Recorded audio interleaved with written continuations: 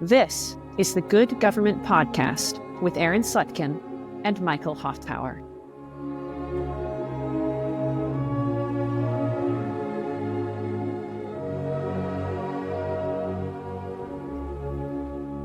I'm going up to Vermont this weekend. Oh, nice. One of my colleagues is getting married and was kind enough to invite me. I'm super excited. I mean, New England at any time, but rural Vermont in fall. Is the wedding going to be a big wedding? Is it black tie? What is it? Not black tie, cocktail. Nice. I'm That's wearing fun. a dark suit. I will wait to be instructed on what color tie I should wear. Are you standing in the wedding? I am not standing in the wedding. I mean, I will be instructed by my date. Yes. So I'm waiting my marching orders, but I can find that out the second before I leave the house. So the best part of weddings, aside from the joyous occasion, the love, the public proclamation of love, aside from that, the best part of a wedding is the cake. Yes or yes, to quote Tim Dillon. Yes, the next best part of weddings is standing around and eating cake and turning to the people next to you and going, good cake, like Larry David. Or maybe cake's a little dry. You know, those conversations are so much fun because you can just be goofy. It's real easy. Yeah, I think I'll have another champagne. Yes, thank you. Yeah, I've been now to 3 weddings. It's interesting because you have the opportunity to throw the best party someone's going to go to. And especially following a mass or a religious service of some kind that is so solemn, that is really imbued with the responsibilities of marriage. The obligation, the seriousness of the commitment. And then the celebration itself is such a different experience. I guess the speeches are probably most evocative of the act of union, but you're dancing to Usher and Earth, Wind and Fire and no, you shouldn't. No. This is where I'm old man, get off my lawn. No, when we were getting married and speaking with the band, I was like, I don't want anything made after 1960 played here. I want jazz standards played at my wedding. I want things that my grandmother could be there and hear and not be displeased. And they came back and they hit me with that Earth, Wind and Fire. I think it's Earth, Wind and Fire, that song, Do You Remember? You know that song? I was like, no, there's no way I want that playing here.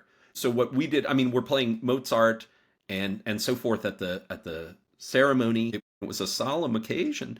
And so we wanted to carry something of that seriousness, although there is dance, to be sure, but that sort of seriousness through the reception. And it was a wonderful time, but it doesn't have to devolve into debauchery, although that often happens, to be sure, but it doesn't, and the wedding can be something that actually lifts everyone up. I think a wedding, and I thought you were going to go in this direction, as Aristotle's listing the moral virtues, and we move through courage, moderation, liberality, magnificence, then of course magnanimity, but magnificence, spending large sums of money well, is a virtue. It's of course your reasonable relationship with money, but spending it well.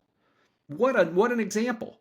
An amazing wedding and an amazing, now we have to use this word, tasteful reception. And if you're like, all of a sudden you're like, yeah, I worked hard all my life and now I'm throwing this wedding. This is a great use of money. Look at this memorable thing I've provided for all of these people that lifts them up to the higher things of which human beings are capable. To make the joke again, you get to turn over to the person next to you and go, good cake. I think that's wonderful. I love them.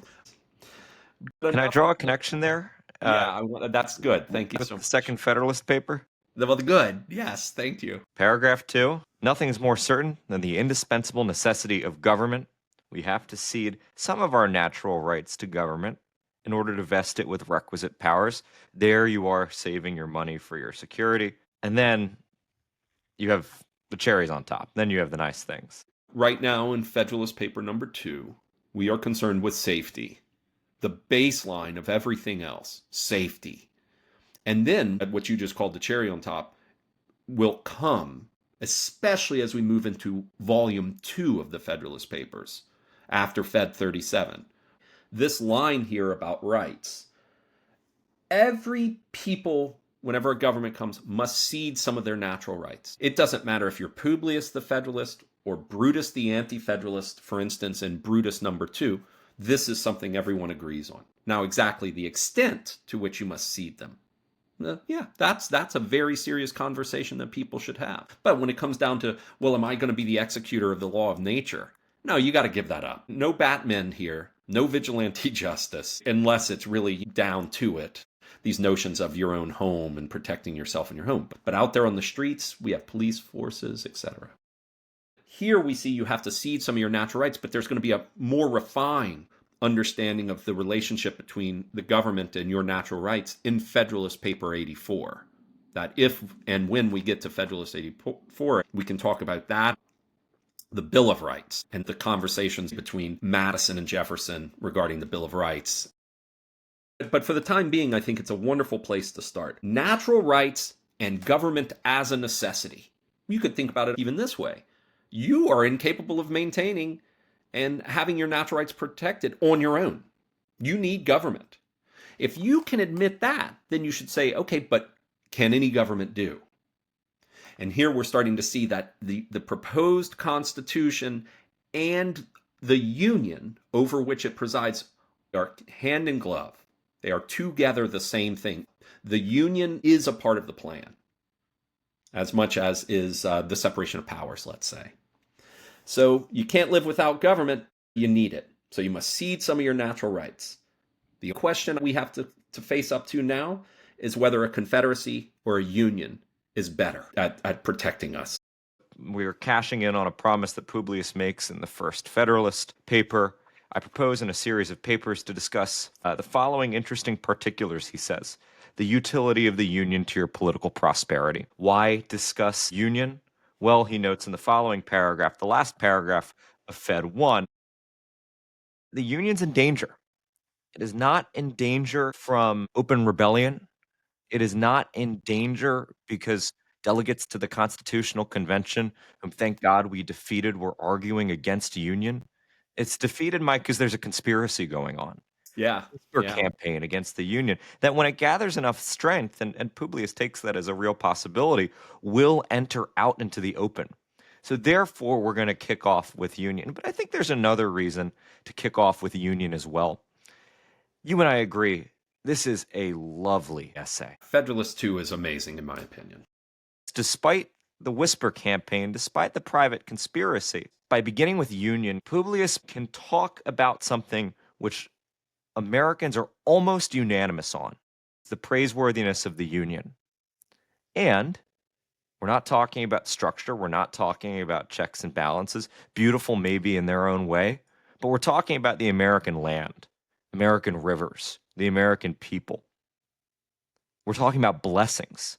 And I think if we can begin there, then we're beginning on something really lovely, right? It raises the quality of the debate to be able to talk about something beautiful and blessed. In order to understand it as beautiful and blessed, I would like to begin seeing how it's not blessed, because then this puts in relief the blessings that Publius wants to underline. If you go into Federalist Paper number 2, in the 8th paragraph, which begins with the words, a strong sense, there Publius says the following at the very end. Regarding the blessings of the unions and the government that was constructed as we were fighting the War of Independence, he says, it is not to be wondered at that a government instituted in times so inauspicious should on experiment be found greatly deficient and inadequate to the purpose it was intended to answer. So again, as I've said when we discussed Federalist Paper 1, here John Dickinson is writing the Articles of Confederation while he is running from British troops. As Publius says here in the 8th paragraph of Federalist 2, their habitations were in flames. Many of them were bleeding in the field. So this was an inauspicious time to constitute a government, meant to secure the Union and also to help people acquire some level of prosperity. So I think what's really interesting about this point is that the reason to lament the current state of the Union is that the government that was to secure this Union was made in inauspicious times. And if you think about what it is to have something inauspicious hanging over you, it means that this government was made under bad auspices, under not blessed circumstances. To say it this way, the gods did not bless this government. And that's the government under which we live at this time, that we are now called upon to deliberate and see if we want to leave behind and adopt the new constitution. So those inauspicious times are offset or set in relief by the auspicious times we're in now, where we can deliberate and think about what's going on calmly, coolly. The word we saw also in Federalist 1, maybe with a little bit of moderation on our side. And then we go to the blessings that you brought to our attention here. Yeah. And let's be clear, we're talking about a time when the Continental Congress literally had to evacuate from Philadelphia. Yeah. Right? Washington's army was in shambles after the New York campaign. The Continental Congress retreats to York, in some ways to save face, but also for safety. It then begins a traveling tour. Marylanders are very, very lucky that Washington happened to be in Annapolis when he surrendered his sword and his commission to the Continental Congress. But now American arms have triumphed. We have won the war. We are 5 years after the surrender of Cornwallis's army at Yorktown. And now we're ready to frame a government. The times are much more blessed. But again, we're not going to begin talking about that government yet. You jumped to paragraph 8. What comes before? We've already raised the question, what can secure your rights? Is it going to be a confederacy or a union? What we're really going to concentrate on now runs through paragraphs 4, 5, and 6. Why the union and not the confederacy? Paragraphs 4, 5, and 6 offer the following answer. Providence. Providence is why it is you want the union. It's a matter of God's will.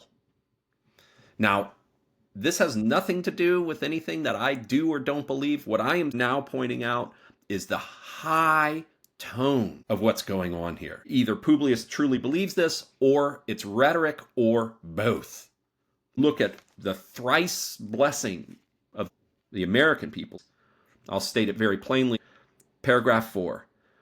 The land, that is America, is wonderful. It is a blessing. It is a veritable Garden of Eden. Paragraph 5. A second aspect of providence. The people. The people are unified. They have the same ancestors. They speak the same language, similar manners and customs. So, a second blessing. We're the same people. And then the third aspect of providence in paragraph 6 seems to me to be the combination of this wonderful land, all of the soil, all of these navigable waterways, with the people who are one people. That's the third blessing, is the combination of 1 and 2. And it is soaring stuff. That we move away from American exceptionalism we would have seen in Fed 1 with the "you're called to deliberate."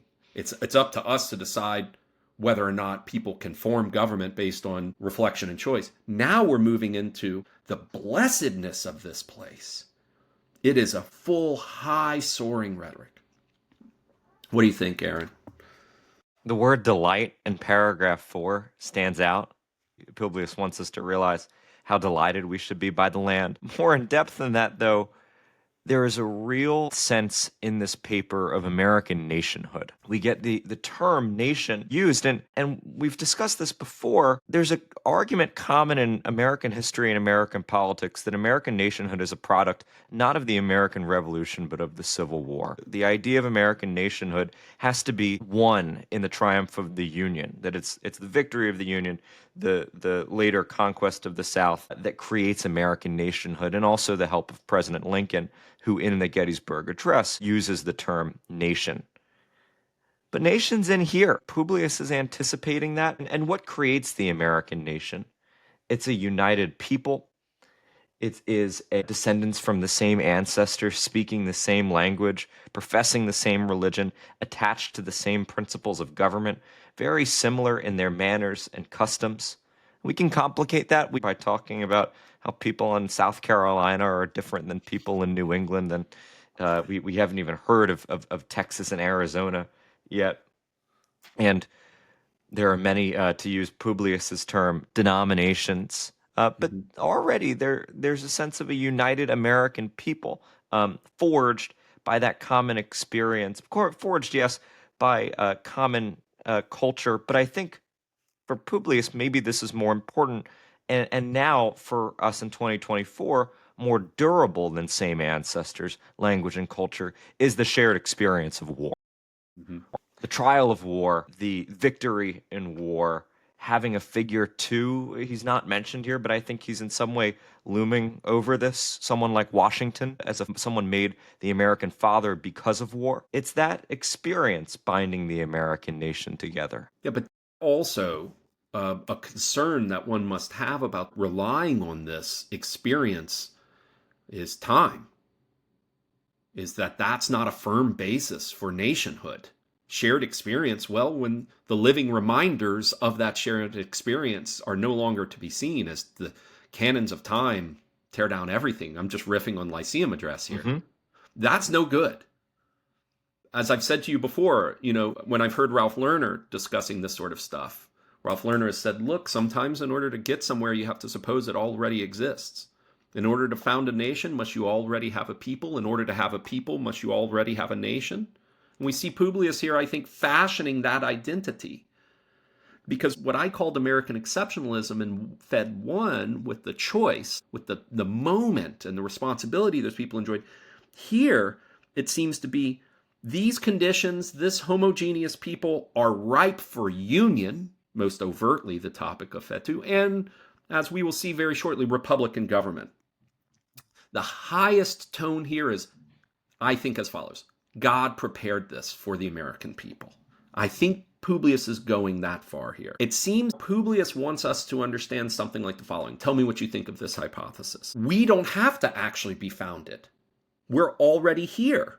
And we're already united by providence. We're blessed. And so all we have to do now is prove that we can choose wisely, that we can govern ourselves and stay together. Now that's a hypothesis, and I want to poke several holes in it now, if I may. One, we're supposing a unified people in an argument for union. That's combating arguments against union. So there are arguments. Brutus 1 came out approximately 15 days before Federalist 2, and Brutus is really worried about union. He's really worried about the government that's going to come from this, the supremacy clause and the necessary and proper clause as well. And here what we can see is the first problem. I want to poke a hole in my hypothesis is that this supposedly unified people actually exist in 13 states. And people in Virginia are not people in New England. They are not the same people. And even inside of these 13 states, there are internal divisions. Who are these Germans in Pennsylvania, for instance? Second, tremendous religious differences. I mean, we have to know that there are Anglicans, there are Quakers here, and there are Quakers in Virginia at this time. There are laws that are pretty much outlawing Quakers. Catholics having a tough time of things as well. So there are some real religious differences here. Next, I think that the republics in the states, which are having a tough time, are actually dividing people themselves. So governments in states that leave something to be desired are not pulling people together, rather they're pulling people apart. Publius will eventually say that people who want union and don't know how to get it need to be shown. They need to be shown how to get it, and that's why Publius is here. Publius has to offer us an education on how good the union is and how good Republican government is. I think this is part of Publius's refounding. So inside of my third criticism, I'm actually trying to show I think Publius is aware of this and is trying to deal with it. He has to teach us how union is good, how we are all the same, how Republican government is good, and it's another way that we're the same. It's a refounding of America that also is a founding of us as a people, a nation. Beyond merely king bad, Britain bad. It's a little bit more. Well, last thing, Aaron, I apologize. The unity of the people is an overstatement, but it supplies the goal. What really matters here is giving us a vision of what's good for us, according to the statesman founder Publius. It shows us the goal of the Federalists themselves. The goal of the Federalist, I think, is to provide a union, but not merely a material union where the 13 states become one. No, a union of sentiment, a moral and political union regarding what's going on here. Something more durable than the common experience of war. Yeah, it's not durable. That's not a firm basis for securing your natural rights, for securing your future prosperity. It can't just be that sentiment. It has to be something that can survive time. Yeah. I think you're previewing arguments that are going to come later in the Federalist, but I think it's here as well. What follows after the sentence where Publius talks about the inauspicious times in which the Articles of Confederation were framed is a sort of myth-making by Publius. He talks about how this intelligent people, right? The intelligent people are different than people. There is a movement between the paragraph 8 and paragraph 9 from people to intelligent people that's going to complicate my argument. This intelligent people regretted the defects of the Articles of the Confederation and, as with one voice, convened the late convention at Philadelphia to take that important subject under consideration.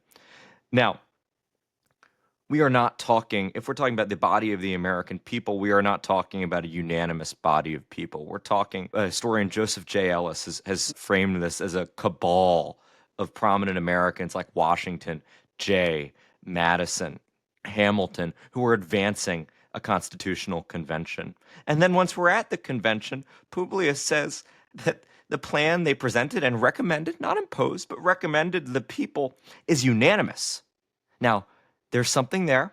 Most of the people who walked out. You know my argument about that. There it is. Most of the people who disagreed walked out of the convention.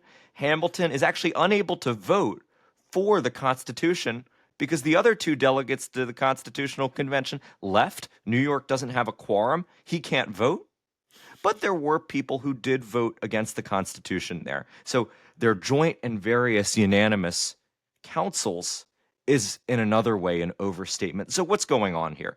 I think Publius is already trying to create a myth around the founding.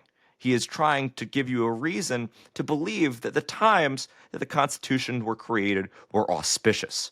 In other words, without a blessing from divine providence at this time, and we can think of all of the reasons that the Constitution are necessary are reasons that these are not auspicious times. There's rebellion in Massachusetts. We cannot pay our debts. We cannot get a quorum at the convention. We cannot get a quorum in the Confederation Congress. This doesn't sound like auspicious times. No, Publius is going to create auspicious times. And in so doing, he's going to inspire reverence in you and me, the reader. And it's great. So much of what you said is why I think we find Federalist 2 so remarkable. Because you feel as if we're calling the shots of what are going to come in Federalist 14, Federalist 37. The tail end of Federalist 37 is going to point back to the convention, and we could take everything you just said and worry about it and wonder about it there. And then, of course, you even spoke of reverence, so you put a smack dab in Federalist 49. I mean, look at all of the, to use your word, myth or myth-making. But notice also, maybe we need our myths to choose wisely and accordingly. Maybe there is such a thing as a salutary myth. I mean, look at also the language as you move from people to intelligent people through the paragraphs you've pointed out, paragraphs 8 and 9. We move to 10, paragraph 10, and we have human beings who are distinguished by their patriotism, virtue, and wisdom. They have a love of their country. So we continue to move up through paragraph 10 into these people who are now out of their patriotism, not imposing a single thing on you, but making recommendations. So again, we're back to this language from Fed 1. It's for you to decide. It's very lovely. The problem, I think here, Aaron, is that you can't count on people to defer to wise human beings or to patriotic human beings or to virtuous human beings. I mean, isn't that lovely? Who cares if you're wise and virtuous? I don't have to listen to you. What a small d democratic thing to say. I love that. And so Publius now, after giving us the thrice providence in paragraphs 4, 5, and 6, We move up to this next peak that you've drawn our attention to in Fed 10, still can't stop there. It shows sort of the sort of heaviness or the seriousness of the challenge of convincing people to adopt this new constitution and this strong union which this energetic government presides over. The third point, it seems to me, is perhaps maybe you can rely on the people to choose wisely. And this is in paragraph 14. The people have agreed in the past that the union is good. So what a nice way of showing you, hey, don't change horses midstream. 3 weeks ago, you thought that union was good. What's the problem now? What changed? These guys came out and started saying these things, that they were whispering in the back rooms. Now they're saying out loud. That's the way Publius wants to understand this. He doesn't want us to think that what's changed is that we're proposing union underneath a very energetic constitutional government. So again, the thrice providence, this high point of all these wise, virtuous, and patriotic human beings, and then finally, you've chosen wisely in the past, choose wisely again as the third point. This Federalist 2 is replete with triplets. There's all of these triples throughout this paper. It's really neat. What do you think of that? Well, it's an argument for the old and the tried against the new and untried, to echo Lincoln at Cooper Union. He brings us back. He draws a connection, Publius does, between the Constitutional Convention and the Continental Congress. In fact, he says, listen, if you like that Continental Congress, you're going to love the Constitutional Convention, because many of them distinguished members of the Continental Congress who have been since tried and justly approved for patriotism and abilities and who have grown old in acquiring political information were also members of this Constitutional Convention and carried into it their accumulated knowledge and experience. And furthermore, the Constitutional Convention brought together Americans from each state. They were able to communicate information from different parts of the empire. Now, again, that calls into question the extent to which Americans are one people. I think there's also one point worth noting here as well. This is a paper addressed to the people of the state of New York, yet it's clearly an argument for the entire Union.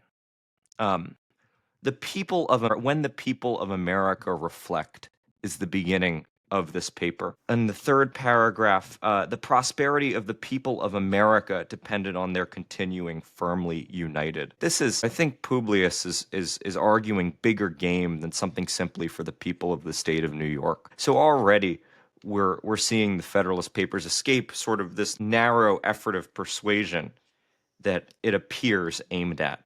This is a wonderful point that you raise here. How about, let me try this too, in agreement with the way that you just put this. Publius is trying to supply the reasons for what people already believe. He's trying to remind these people, the American people, not just the New Yorkers, of course, but the people, of why they hold the opinions they hold, why they fought, and what it is that they fought for. They didn't fight to become Europe, and they didn't fight to become the petty republics of antiquity, are characterized in Fed 9 as just constantly swinging from tyranny to liberty. The problem now that we're seeing in America is that it's teetering on the edge. This is actually a dangerous time. So what we're calling the myth-making of Federalist 2 is offering us, at times, rose-colored glasses. Despite all of the virtue of the founders, all of the virtue of the people who died during the Revolutionary War, and even the efforts of Dickinson and the Articles of Confederation, the project of self-government is teetering on the edge. Are we to be a nation is a live question. At this time, maybe even always a live question. We can't take its answer for granted. So Publius is having to remind us of how it is that we have a similar opinion, and also at the same time educate us into seeing that we also have a shared vision of what's good, or good government. Union, Republican government, as Publius shall define it by the time we get to Fed 10. And ultimately, at the end of the day, to make union even work, we need energetic government. Let's take a look at the end of Federalist Paper number 2. paragraph 14. It's a lovely closer here. We see Publius say, I'm about halfway into the paragraph, the final paragraph. I am persuaded in my own mind that the people have always thought right on this subject. That is, that we should have a union. And that their universal and uniform attachment to the cause of the union rests on great and weighty reasons. They who promote the idea of substituting a number of distinct confederacies in the room of the plan of the convention seem clearly to foresee that the rejection of it would put the continuance of the union in the utmost jeopardy. That certainly would be the case, and I sincerely wish that it may be as clearly foreseen by every good citizen that whenever the dissolution of the union arrives, America will have reason to exclaim, in the words of the poet, farewell, a long farewell to all my greatness. That is Shakespeare, Henry VIII, Act 3, Scene 2, the old cardinal. What's your interpretation of this, Aaron? Is it significant? We've moved from safety to greatness. Safety is what we're worried about at the beginning of the paper. That's why we give up some of our natural rights. But we've ended with the word greatness. The Federalists had a great vision for America. We talked about how Publius in Federalist 1 speaks of America as an empire, the most interesting in the world. That's related to what Washington named his army, not the Revolutionary Army, not the Common Cause Army, but the Continental Army, that we're already looking to our western border, even beyond the chain of navigable rivers that enclose and form a circle around the Union.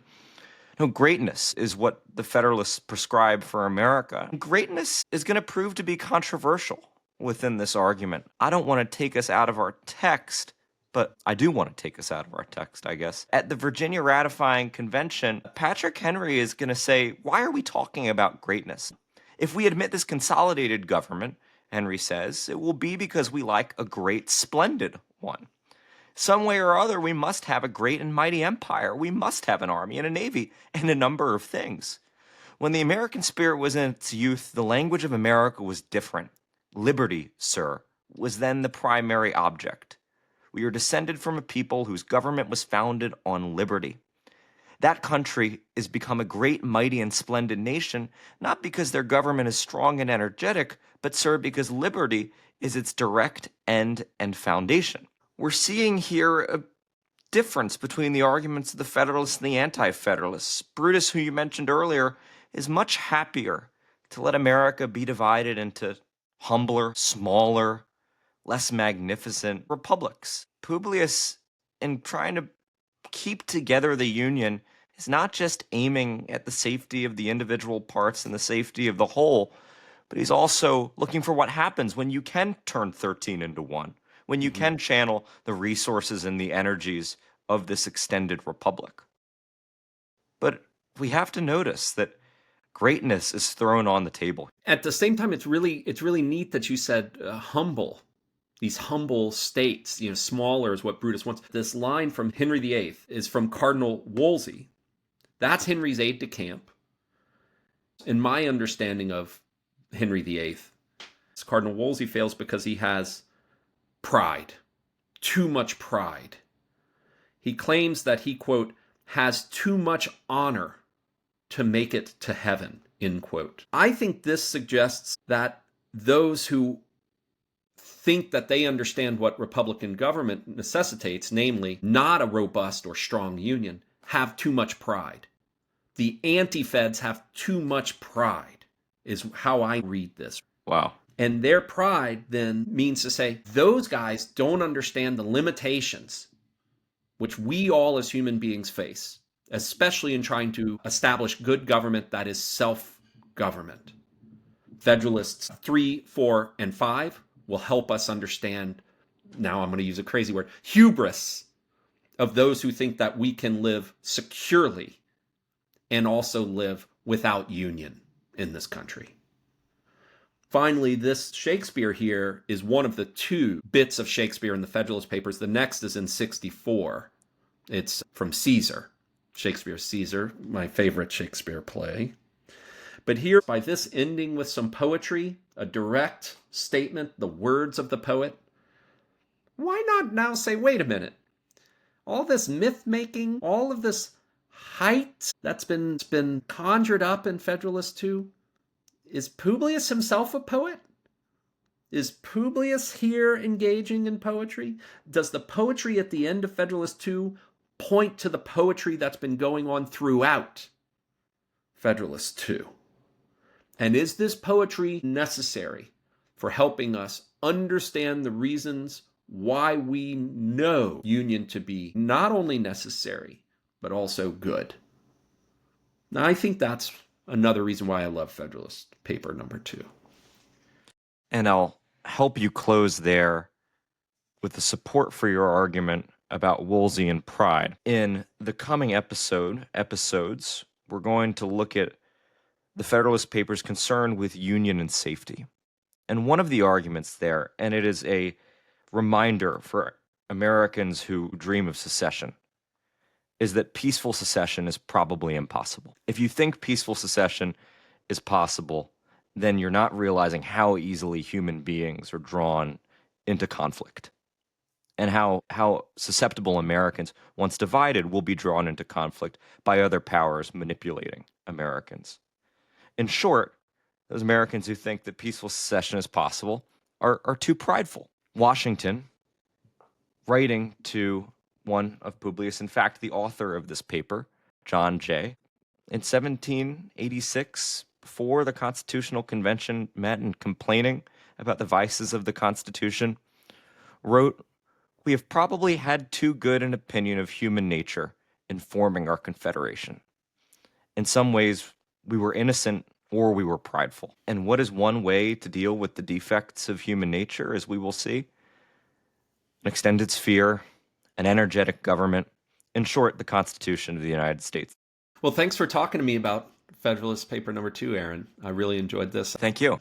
I think we got more out of this paper than I thought possible, and I really had a high opinion of its language and its argument before. Well, I want to, the next time I read it, I'm going to go through and just track triplets. Yeah. I'm just going to go and try and find all the, you and I both were drawn immediately to the 3 mentions of provenance. But when I noticed upon my rereading in preparation for this conversation that the 3 as a nations, I want to go through and see what else is stated in a triplet. Maybe there's something neat in there. I mean, who knows how quickly Publius, I will admit, it's Jay, as you already did, wrote this thing. But boy, it really makes you wonder how much he could have contributed if he hadn't gotten sick. Yeah, that's where I wanted to close. Good on John Jay, man. I mean, he writes only 1/5 of what Madison writes, according to the count, and only 1/10 of what Hamilton writes. Yeah. But after reading this, you got to take him seriously, not only in his arguments as a stylist as well, but also in his far-seeing concern for reverence for the Constitution and the Union. I would like to point out that the other instance of Shakespeare in the Federalist Papers is in Federalist Paper 64, as I said, which we know is a paper written by Jay. So even just for the fact that he has Shakespeare on his mind is lovely. Yeah, I mean, he's a very important founder, I mean, to say the least. I mean, he saved us from a lot of problems. Maybe somebody's going to go, no, the Jay Treaty's terrible. Merits of the Jay Treaty we can save for another episode after we've gotten through all 85 Federalist Papers. Yeah. Well, thanks. Yeah, thank you.